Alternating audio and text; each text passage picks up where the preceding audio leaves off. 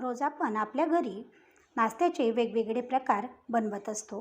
पण आज मी असा एक नाश्त्याचा प्रकार घेऊन आलेली आहे की जो तुम्ही याच्या आधी कधीच बनवला नसेल. नमस्कार, मी प्रीती खंडार रेसिपीजमध्ये तुमचं अगदी मनापासून स्वागत करते. आपण जो नाश्ता बनवत आहोत त्याच्यासाठी इथे बघा 1.5 कप एवढा रवा घ्यायचा आहे, अर्धा चम्मच एवढं मीठ घालायचं आहे आणि त्याच्यामध्ये अर्धा कप एवढं दही घालायचं आहे.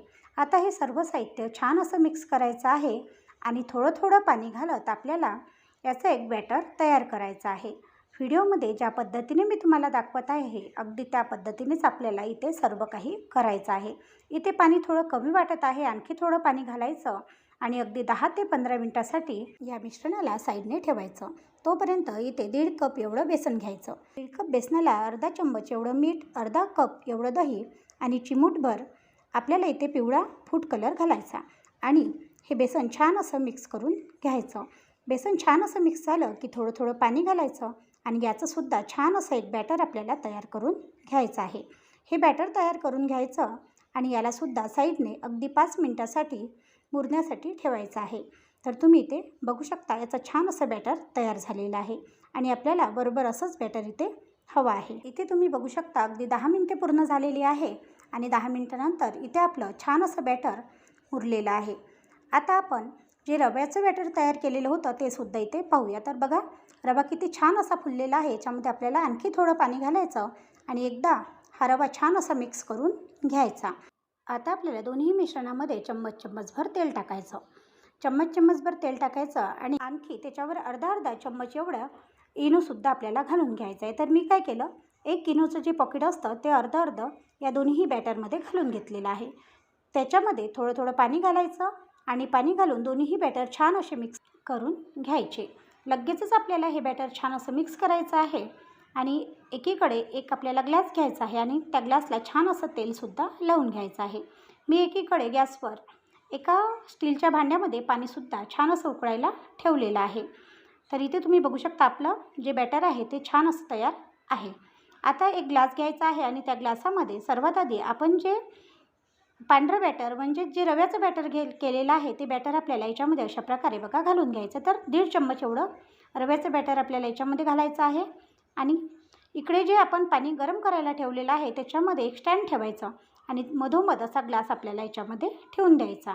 त्याच्यामध्ये ग्लास ठेवल्यानंतर आपल्याला एक वाफ काढून घ्यायची आणि नंतर जे आपण आपलं पिवळं बॅटर तयार केलेलं आहे म्हणजे जे बेसनाचं बॅटर तयार केलेलं आहे ते सुद्धा आपल्याला 1.5 चम्मच याच्यामध्ये घालून घ्यायचं आहे. 1.5 चम्मच बेसनाचं बॅटर घातल्यानंतर आपल्याला झाकण ठेवायचं आहे आणि अगदी 5 मिनटं आणखी एक वाफ काढून घ्यायची आहे. 5 मिनटं पूर्ण वाफ काढल्यानंतर आपल्याला आणखी हे जे झाकण आहे ते काढून घ्यायचं आहे आणि त्याच्यावर आपल्याला जे आपलं पांढरं बॅटर आहे म्हणजे जे रव्याचं बॅटर आहे ते सुद्धा याच्यावर अशा प्रकारे घालून घ्यायचं आहे. रव्याचं बॅटर घालायचं, 5 मिनटे ते बॅटर छान असं शिजू द्यायचं किंवा त्याला या 5 मिनटे वाफ काढून घ्यायची आणि आणखी पिवळं बॅटर टाकायचं. असं करत करत पूर्णतः ग्लास पूर्ण भरेपर्यंत आपल्याला हे अशा प्रकारेच टाकत राहायचं आणि पूर्णतः ग्लास भरल्यानंतर आपल्याला 10 मिनटे छान असं याला शिजू द्यायचं. म्हणजे आपला जो ढोकळा आहे रंगबिरंगी त्याला शिजू द्यायचा आहे. तुम्ही इथे बघू शकता. आता बघा तुम्ही जर इथपर्यंत व्हिडिओ पाहत आला असाल, व्हिडिओला लाईक केलं नसेल तर एक लाईक करा. चॅनलवरती नवीन असाल, सबस्क्राईब केलं नसेल तर सबस्क्राईब करायला विसरू नका. आणि हो, तुम्ही हा व्हिडिओ कुठून पाहत आहात ते सुद्धा मला कमेंट करून कळवायला विसरू नका. तुम्हाला जर हा व्हिडिओ थोडा जरी महत्त्वाचा वाटत असेल किंवा हा नाश्ता रेसिपी जी आहे ती तुम्हाला थोडी जरी आवडली असेल किंवा महत्त्वाची वाटत असेल तर नक्की जास्तीत जास्त शेअर करायला सुद्धा विसरू नका. आणि तुम्ही इथे बघू शकता अगदी 10 ते 15 मिनटं मी पूर्ण हा ढोकळा छान असा स्टीम करून घेतलेला आहे आणि इथे मस्त असा आपला ढोकळा तयार झालेला आहे. एकदा आपल्याला हा ढोकळा चेक करून पाहायचा आहे शिजला की नाही.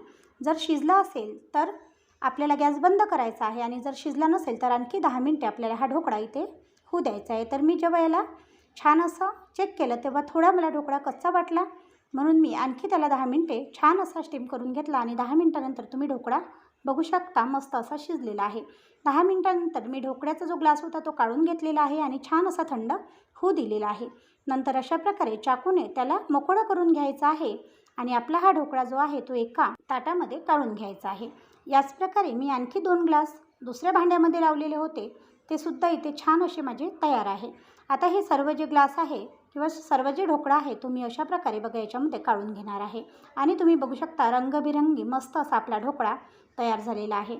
आता अशा प्रकारे याला कट करायचं आहे आणि याचे मस्त असे छोटे छोटे असे पीस तयार करून घ्यायचे आहे. तुम्ही इथे बघू शकता या प्रकारे सर्व ढोकळा मी इथे कट करून घेतलेला आहे.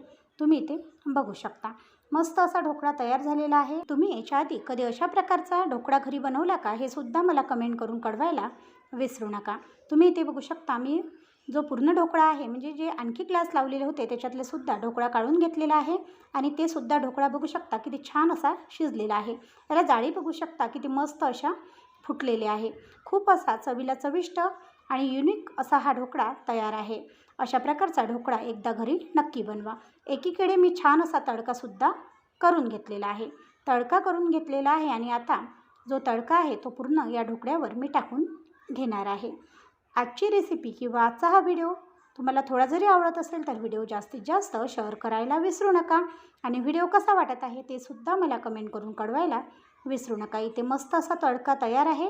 आता हा तडका आपण आपल्या या नाश्त्यावर टाकून घेऊया. इथे मस्त कढीपत्ता, मोहरी व लाल मिरची याचा तडका बनवून घेतलेला आहे. तुम्हाला आवडत असेल तसा तडका किंवा तुम्ही या नाश्त्याला छान अशी फोडणीसुद्धा देऊ शकता. आणखी हा नाश्ता चटपटीत बनण्यासाठी इथे मी थोडं लिंबूसुद्धा याच्यावरून पिळून घेत आहे. लिंबू पिळून घ्यायचा आहे, थोडी साखर वरून घालायची आहे आणि सर्व करायचा आहे छान असा रंगबिरंगी ढोकळा. आजची रेसिपी किंवा आजचा हा व्हिडिओ तुम्हाला कसा वाटला कमेंट करून कळवायला विसरू नका. व्हिडिओ आवडला चॅनलला लाईक, शेअर व सबस्क्राईब करायला सुद्धा विसरू नका. असेच नवनवीन व्हिडिओ पाहण्यासाठी प्रीती खंडार रेसिपीला जर अजून सबस्क्राईब केलं नसेल तर सबस्क्राईब करा आणि साईडने असलेली बेल आयकॉनची बटन प्रेस करायला विसरू नका. धन्यवाद.